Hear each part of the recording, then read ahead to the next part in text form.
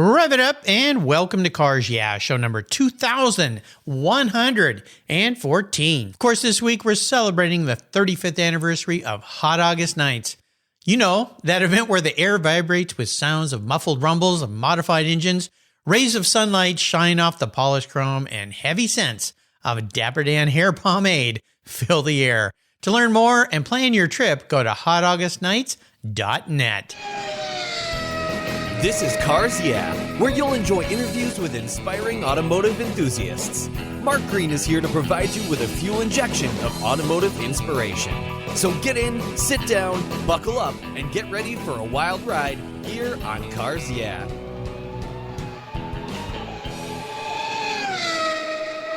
Hello, inspiring automotive enthusiasts, and welcome to Cars Yeah. Today I'm in Reno, Nevada. You know what that means. Hot August Nights with a very special guest by the name of Rich Crombie. Rich, welcome to Cars Yeah. Do you have any gear, and are you ready to release the clutch? I am absolutely ready, boy. I tell you what, let's go. We're going to have some fun. Now, before I give you a proper introduction, Rich, I'd love for you to share one little thing with us that maybe most people don't know about you. Well, I tell you what, I tell people this, and then, of course, they look at me inquisitively, and then they say, okay, now you got to tell me the story. I kind of tell people I would not be here had it not been for a police raid. Okay, now you got to tell me the story. Exactly. I know. I kind of figured that. Yeah. So as it turns out, I'm from Chicago, and my mom was engaged to a gentleman who was he was part of an illegal booking scheme back in the day. Oh, goodness. And, wow. days. Yeah, I know. So they had a police raid, and there was a shootout. Oh, and my he gosh. got killed. Oh, my gosh. I know. Whoa. Yeah, I know. It's kind of but here's the thing.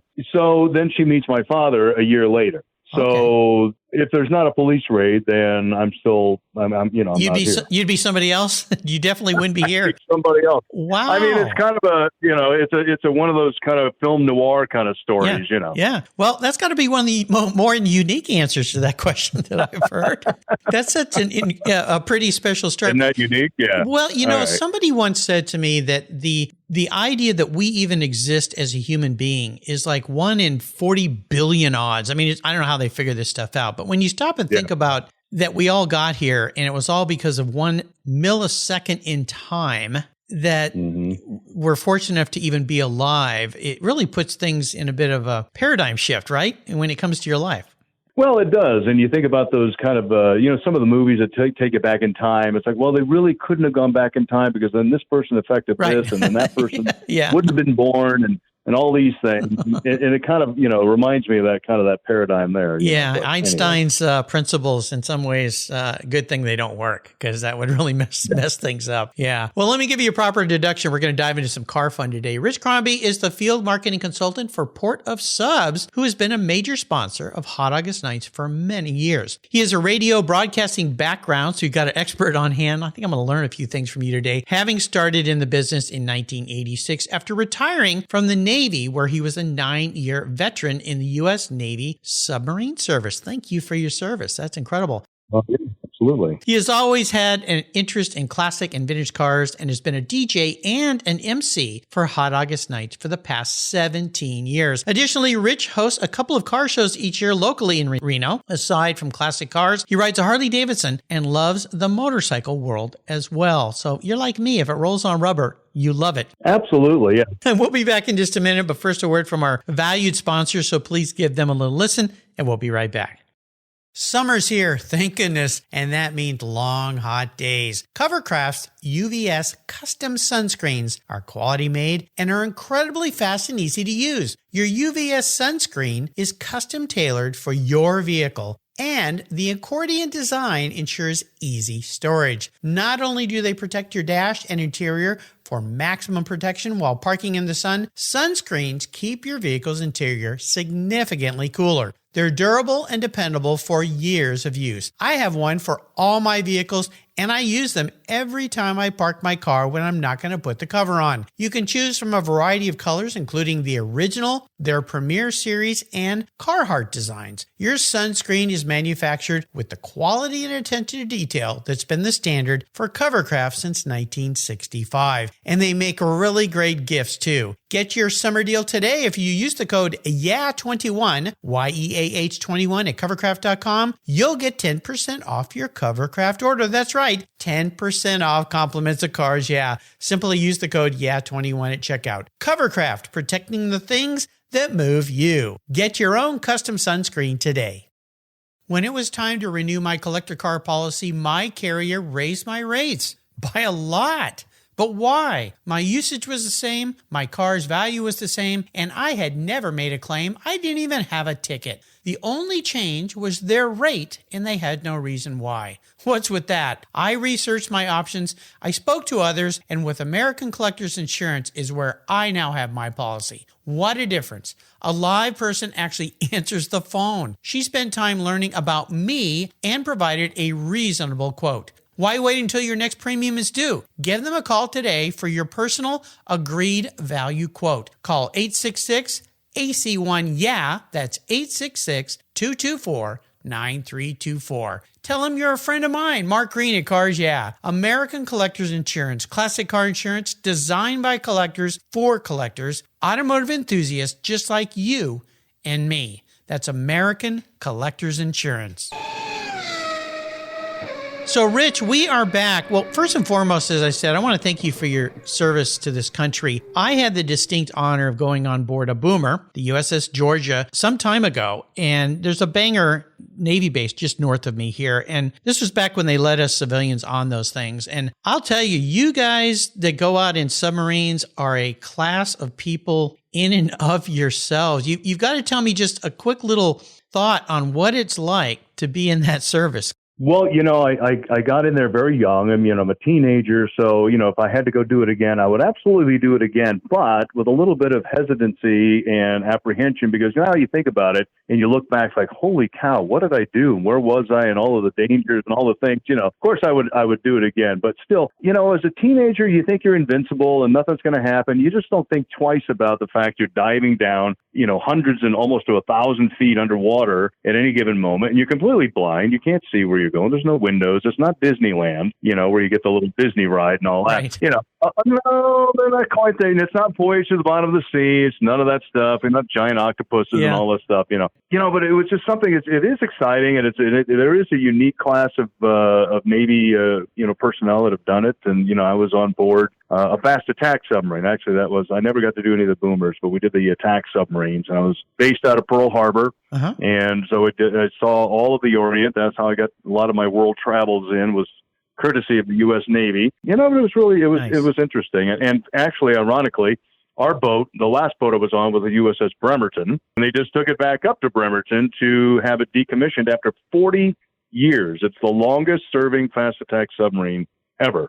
40 years. Wow. Well, what struck me the most being on that vessel was the average age they told us on that ship was 21. That's about right. And the maturity level and the professionalism of everyone we met, and they had just come back from a very long tour. They had only surfaced once in I don't know how many months. They said they came up for literally like a half an hour to celebrate 4th of July, somewhere in the middle of somewhere. And then they went back down because those things are always underwater, patrolling the world, keeping the world safe is the way I look at submarines. And I just was blown away. I came off that thing with so much pride and thoughtfulness for the people that serve on those vessels in all of our military, really. But to be underwater for that long, it takes a certain mentality. Well, you have to just put yourself into a mindset. The first couple of days of going out to sea, when you're going to be out for 2-3 months or something, it's a little unnerving. You're not going to see the sun for a while. You're not going to have, the normal things in life we enjoy, like our cars and things of that sort. But, so picture yourself in a business, like in a building, in an office building, and with no windows, and you can never leave. You sleep there, you eat there, you work there, and you just never leave. There's no door. You don't go outside. It's just what it is. So you kind of picture yourself in that environment, and it just you get used to it. You adapt. You just do your job. You just do your job. They served us a delicious meal, by the way. They had great food on that thing. We typically had good food for the first 2 weeks until the fresh stores ran out, because you can only store so much food. Then everything kind of got converted to powdered and, freeze dried. Yeah.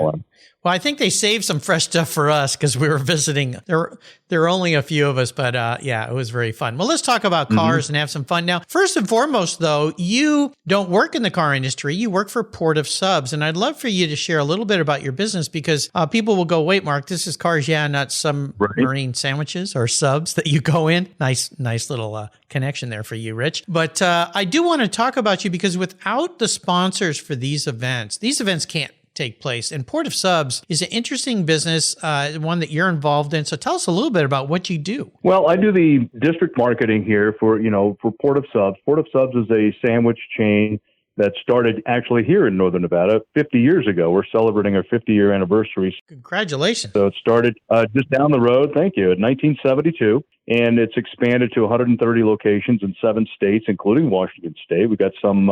You've got one up in Bremerton, Bellingham, we got them all up in there. So, but the majority of them are pretty here in Northern Nevada. And then, of course, we've got a big contingency down in Las Vegas. But, the mantra that Port of Subs has always followed, aside from, we slice sandwiches fresh every day. We kind of make ourselves different. We bake our bread every day. It's really a great, unique deli experience that a lot of folks really adapt to. But the other thing is, we're all about supporting the community. We really want to give back to the community, and we do a lot of fundraisers. We adopt different programs for, whether it's Salvation Army or the Angel Tree program or the Nevada Humane Society, rescuing animals and dogs, and veterans causes. We do a lot of things throughout the year, but also the events. Reno is very event driven. We just got through doing the Reno Rodeo, which is one of the largest rodeos in the West. And so we sponsor that. We feed the volunteers. We give away coupons. We do a lot of stuff for not only the customers, or the spectators, but, also the event people themselves. Hot August Nights is one of them. It's one of the big car events and just big events in general for the Reno area.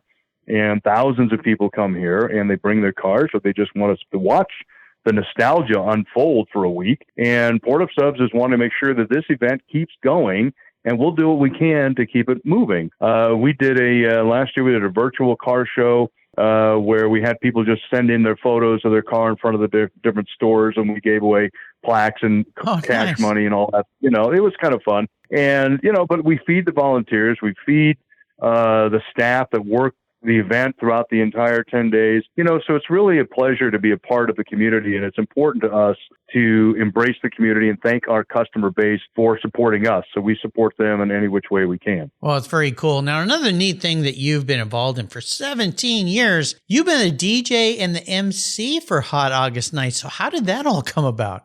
It's been an honor, and I get to do it again this year. I do have a radio background, and I love that particular type of music. I'm into the oldies and classic rock and, music of that genre. So it's really kind of a niche for me, just in getting involved, because I'm also a car owner and a car participant. So I'm in the car, community anyway. Mm-hmm. And, I would go to the events and things. And I volunteered my services one time. I said, hey, I'd love to be able to get up there and talk about the cars or MC the parade, because the parades were, here come the cars down the road. But yeah, people were yelling and talking and laughing and having fun, but there was no real production to it, if you will. I mean, it's like, hey, let's talk about it. Here comes somebody in their beautiful 1956 Pontiac, and, let's talk to the guy. And, oh, yeah, I've had this car, I interview him. And then it just kind of evolved into where now I not only, MC the parade, the finale parade and whatnot, but at the Sparks venue, I MC, I introduce all the bands that come on stage. Wow. I play music all day. I'm no Wolfman Jack by any means, but, I'll try to entertain the folks and play the music of the era and talk about cars as they go by and introduce the bands and, that are being on stage. And, so it's just been part of it. And I've just, they welcome me back every year. So heck yeah, I'm going to come back. Well, Alan Tom was a guest on Monday on the show. He talked about it way back when Wolfman Jack was involved, and, Wolfman Jack's got that voice, Oh yeah. Yeah. Yeah. I mean, those are shoes that are big to fill, but he's one of those icons. But you've got a great voice, and this has got to be really fun for you because you get to meet all these interesting people. And I love the fact that you're sharing stories with the owners, with the audience versus just cars driving by. Because a lot of us that go to car events, we see a vehicle, and if we haven't had a chance to talk to the owner, we don't know a lot about it. And have there been some really cool, unique things you've learned about people in their cars as you've spoken with them? Well, the thing is, I noticed that, for certain, as I am, people are very passionate about their vehicles, and they have a connection to it, whether it's something that, they used to have one when they were younger, or, it just appeals to them. And I've noticed there's different genres of cars. You got the hot rod folks, you got the pure stock, the purists, there's a lot of different, you got the lowrider folks, there's the truck people that are big on trucks and nothing else. I mean, so it's really amazing but they all have a common love for it's on four wheels and It's got a motor. Yeah. And so everybody gets along famously. And it's really, when I talk to these people that own these cars and even the, it's funny. One time we had Jerry and the Pacemakers, for example. Oh, yeah, was classic. One of our headliners, right? And Gary Morrison, the lead singer, he's passed away, so R.I.P. But, I had the pleasure of meeting him, and I had to go pick him up at the hotel in a golf cart. Oh, wow. Because the host hotel was across the venue. And so, I went over, picked him up in a golf cart, and I'm driving he and his wife. And so we get down to the venue, and he was just amazed at all of the cars that were parked up and down the avenue. Right. And he said, "Oh my gosh, I know we have to go to the stage for my sound check and all this other. Do you mind if we just go up and down? Up and down the street. And so I can look at these?" Yeah. And so I took Gary, I'm driving him down, and he's telling me stories of back, he'd say, "Oh, back, I could have been one of the Beatles. John Lennon wanted, because he was a good friend of John Lennon's. Oh my gosh. John Lennon wanted me to, would call me like every other week. Hey, what do you think of this song? Like testing out songs, and they talked music back in Liverpool before anybody had really gotten big. And of course, Jerry had his own band going on. Yeah. He's like, "No, I'm good with my Pacemakers." And, he says, he even told me, he says, "I kind of regret that decision now. I should have been a part of the Beatles." But nonetheless, so he's telling me these stories, and he's asking me about cars, and he's like, if we had this in Britain, I know they do have car shows overseas and things, but nothing like this. This is like American Graffiti in person. This is the cruising, the cars, the music, even people dressing up.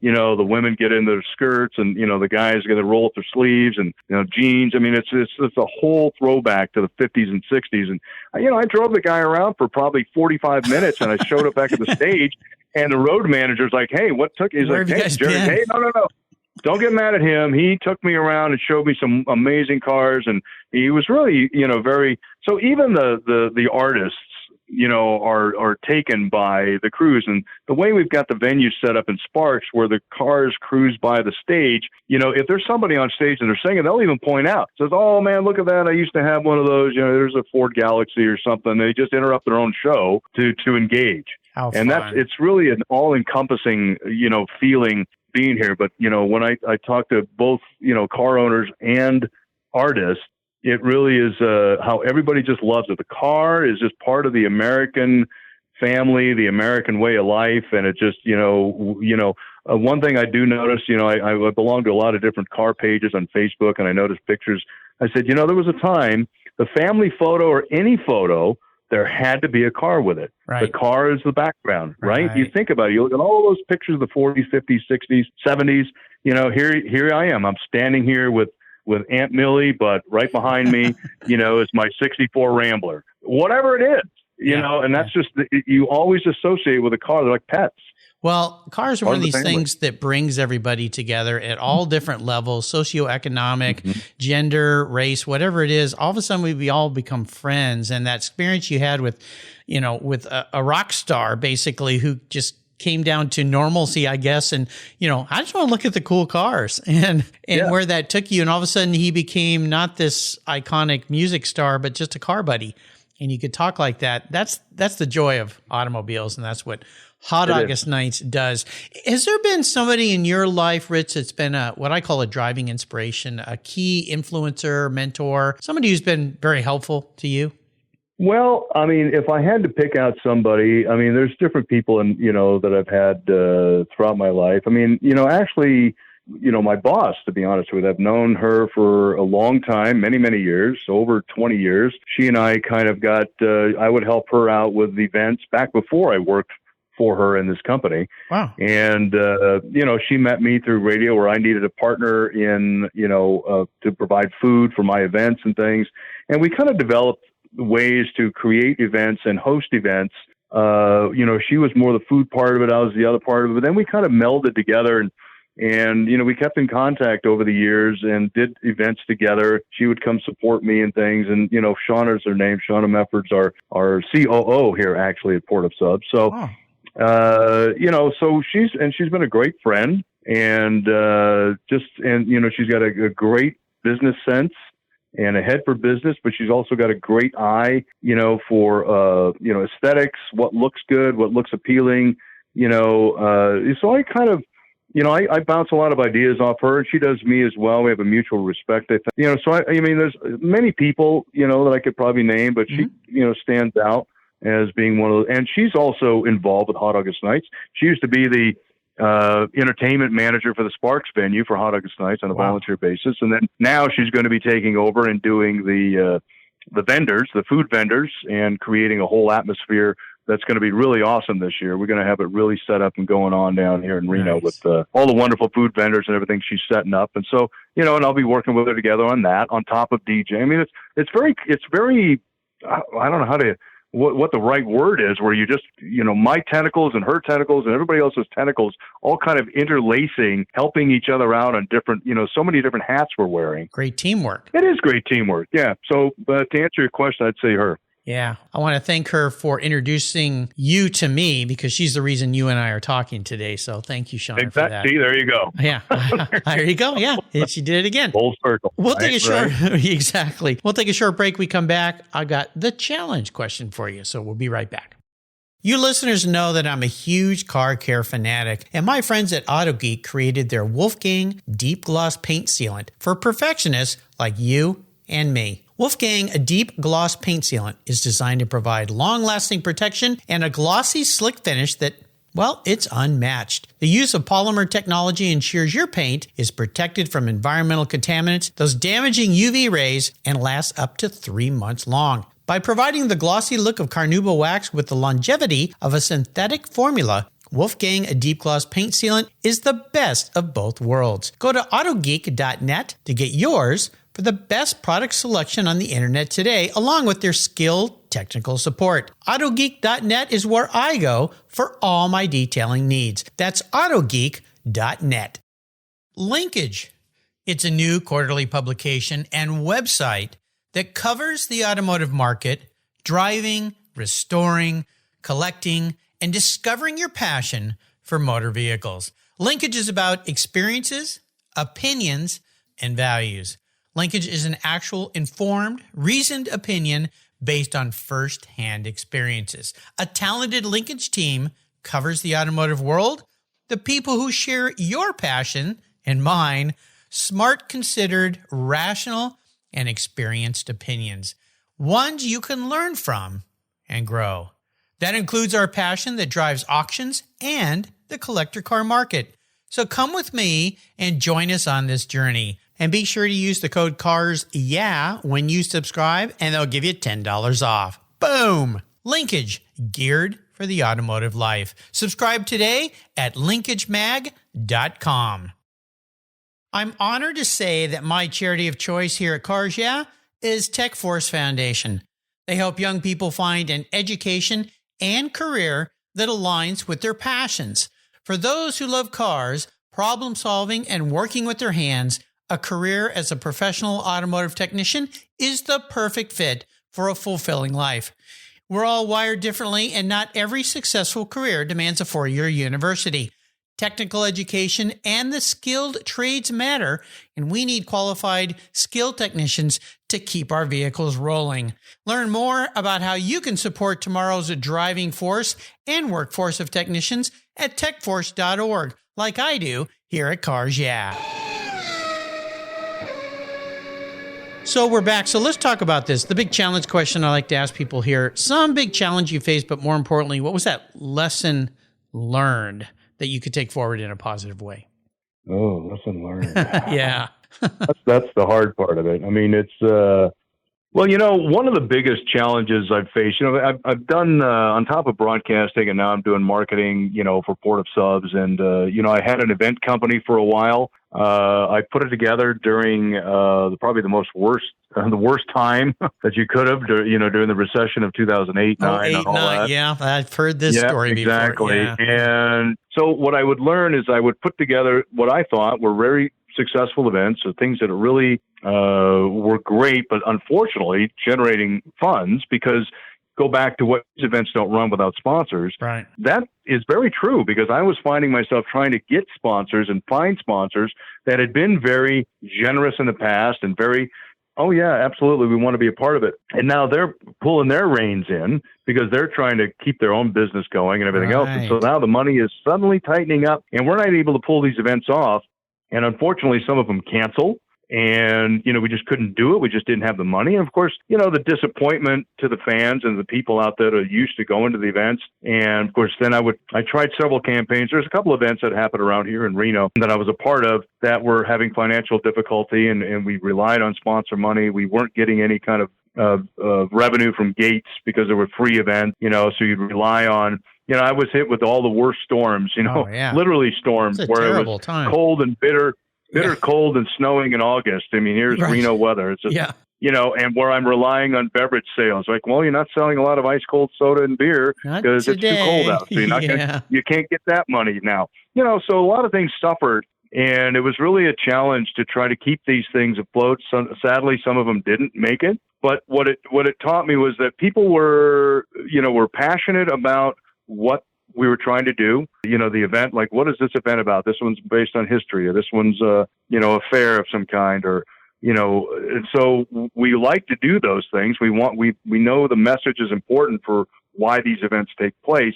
And, we have to get creative with how else can we in the future ensure that we've got, a solid base under us, and we've got, a way to sustain and stay alive, so that if we get hit, I mean, COVID took a lot of people out and took a lot of businesses out, and a lot of events stopped, and a lot of things were recovering and trying to come back. And so you learn, when you have to buckle down, you've got to buckle down, and you've got to figure out, you better have some savings or some kind of a plan B that you can go to, so that you don't fall by the wayside and become a casualty or a victim of the world circumstances, as it were.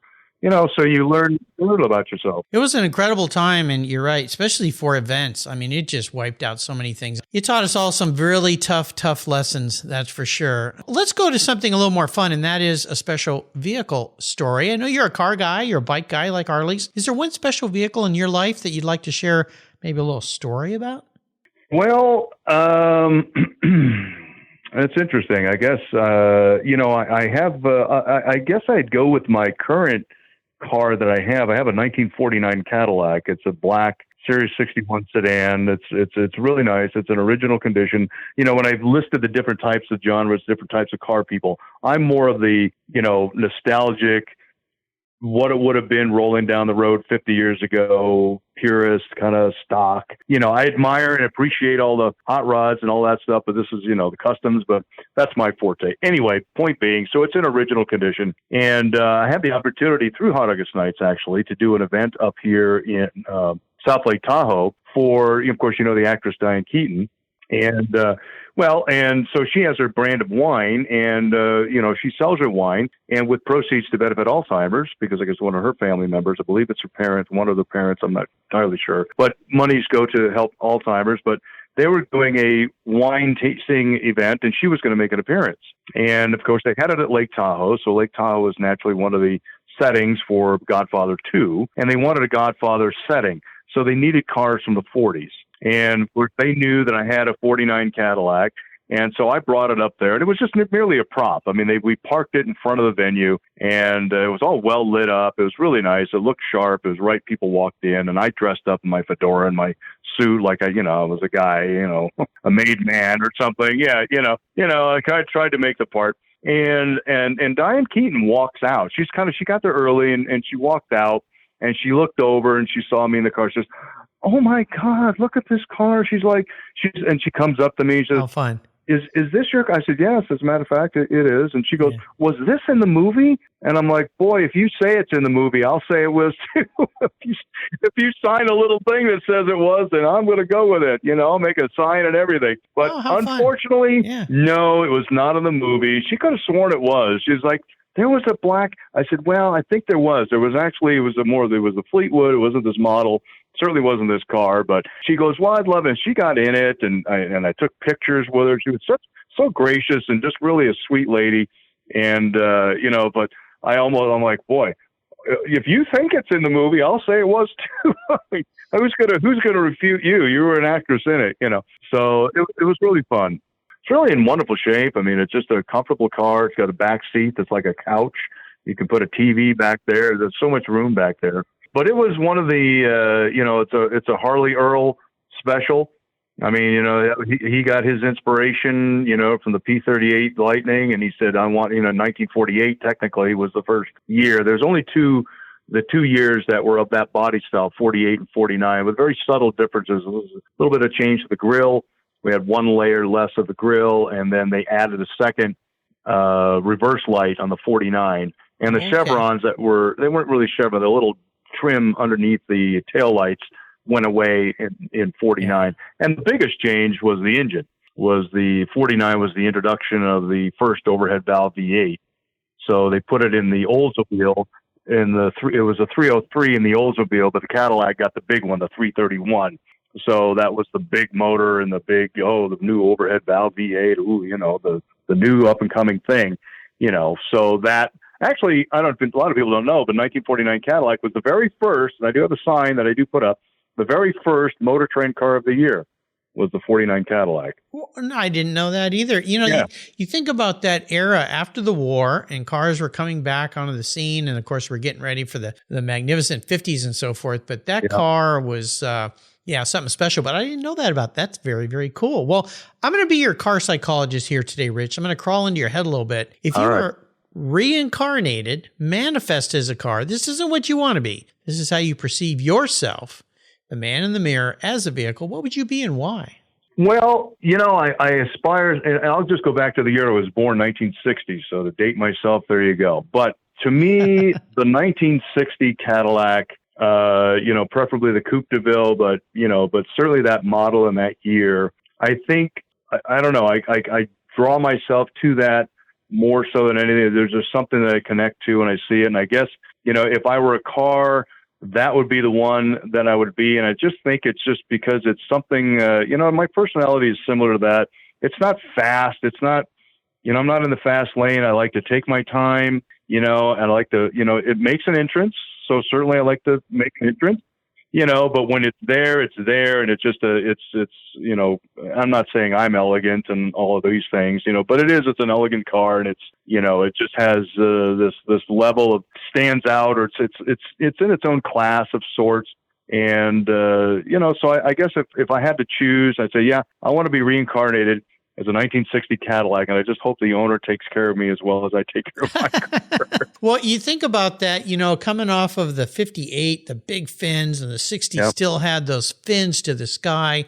But of course, the car makers are starting to go, you know what, the fins may be getting a little long in tooth. We got to start thinking about those going away. But that car with the rear end the way it was, and then that headlight with the eyebrows going over the front. Exactly. I mean, that fender had to be, just the fender had to be as wide as some of the hoods on cars today. Well, and that's why I like the, I'm a fan of everybody, migrates to the 59. The 59 is the pinnacle year. That's the one you see in everything, the pink Cadillac, the whole bit, and it gets idolized. And that's fine because it deserves it. To me, the 60 is kind of the toned down version of the 59. It doesn't have the taillights up on the fins. They brought it down, but it's still got a decent shark fin going, but it's just kind of a subtle version of the 59. And you're right, that, especially when I say the Coupe de Ville, because if you look at that rear fender, it goes on. I mean, it's probably 10 feet long. I don't know what it is. I don't know how they fit in garages back then. How many people bought those and brought them home and the garage door didn't go down? They just had to have the tail. When I had a 65 and it was 19 and a half feet long, and we bought our house. First thing I do, and she goes, there you go in the garage. I said, So I walk in the garage, and I'm marching it out, stepping it out, measuring. Yeah. Because if the car won't fit in the garage, and that's the one we get, and literally we would, I would be, I'd say 1 inch from the front wall, and you close the garage door, and I'd have about an inch when the garage door closed. So certainly I had to, if I wanted to get on the other side of that garage, I had to open the garage door, walk around to get, to get in and do all these, all of that stuff. But I mean, it's criteria. I mean, garages today are certainly aren't going to hold those boats. No, I've got a pretty large size garage and I fit cars in there. But I remember Rolls-Royce loaned me one of their cars to drive for the weekend. And that thing was so big that I had to pull another car out and then park it at an angle to get that thing to be able to fit in my garage because I didn't want to leave it sitting out at night. They'd loan me this, $250,000 car to drive for the weekend. I was giving all the neighbors rides with bank coupon and all that. But those caddies are huge. So is there a great book that you'd like to share with our listeners that you enjoyed reading? We got a book actually here through work. There was a couple, there's kind of a part A and a part B. There was a book, it's called The Go-Giver. And The Go-Giver is a book by Bob Berg and John David Mann. And it's a bestseller, and it really talks about business and what's important. Like if I can just share with you, it lists here like the 5 laws of stratospheric success. They have the law of value, so it's basically your true worth determined by how much more you give in value than you take back in payment. Then there's the law of compensation, so it's like your income is determined by how many people you serve and how well you serve them. And there's the law of influence. Your influence is determined by how abundantly you place other people's interests first. The law of authenticity, the most valuable gift you have to offer is yourself, so be authentic. And then one of the ones that a lot of people have trouble with, I certainly do, is the law of receptivity. So the key to effective giving is to stay open to receiving, because when you have to think about how much pleasure and happiness you get out of giving something to somebody. And when they don't want it or refuse it, even, in the most, polite and, ways, oh, no, thank you, you rob that person that's giving of the pleasure of giving. So you got to be able to receive in order to, just as effectively as you want to give. If you want to give, I'm a giver, you got to be able to receive as well, because that way, think about what you're doing to that other person. You're insulting them or you're hurting them. They wanted to see your pleasure in receiving what they had. And you kind of rob them of that when you don't receive it, if that makes sense. No, it is. It's a wonderful lesson, and it's something my father taught me, is that when somebody offers something to you, don't say, oh, no, you don't have to do that, because you're robbing them of what they want to do. You are gracious, and you say, thank you. That's really nice of you. That would be wonderful. Right.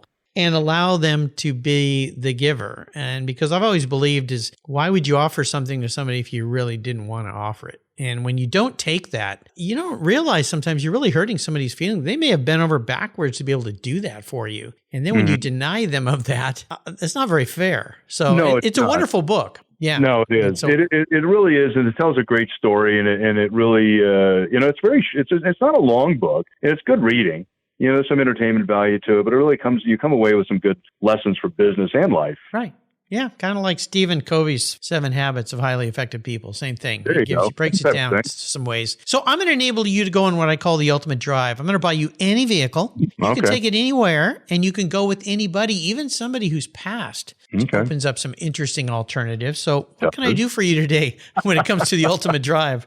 Oh, well, I'm going to give you a quick answer would be, maybe it might be in a GTO with Paul McCartney, and I'll be just going to play, drive my car, the whole entire thing. But what I'm going to go back to that 1960 Cadillac. I want a 1960 Cadillac Coupe de Ville. I want to do the entire stretch of Route 66 from Chicago to Santa Monica. Of course, the ones wherever it's still intact. I think the longest stretch that it's intact is from Seligman down through Kingman and down south into Arizona.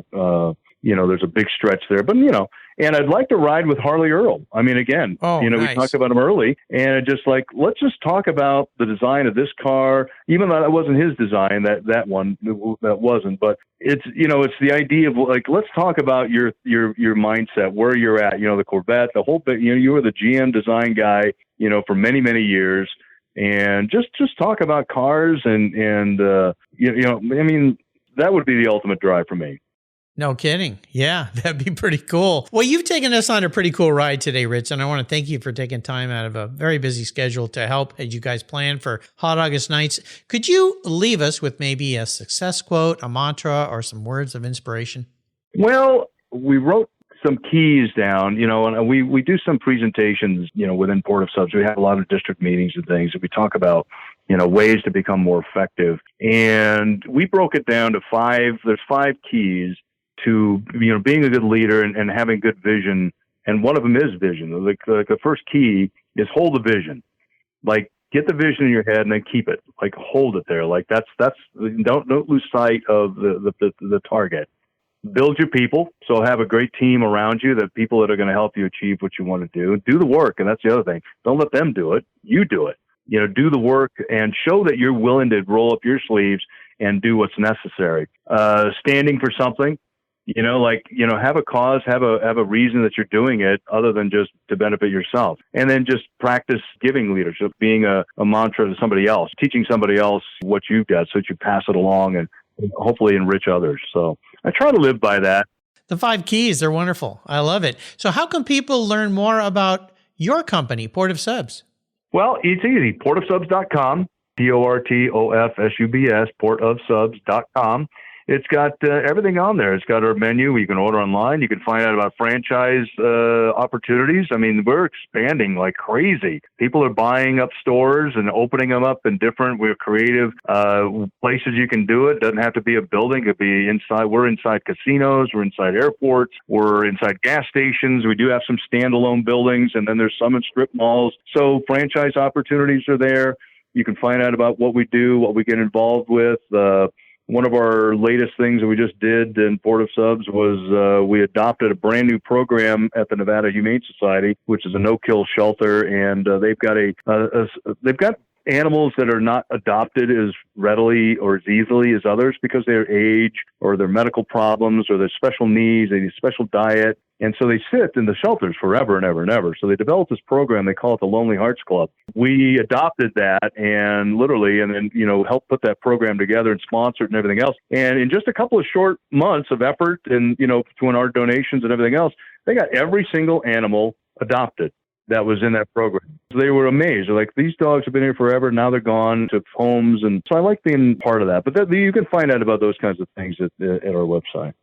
There you go. I'll put links to that and a link to hotaugustnights.net. If you've not been to this event, listeners, put it on your bucket list. This is very, very cool. It's not just one day. It's a week of multiple events.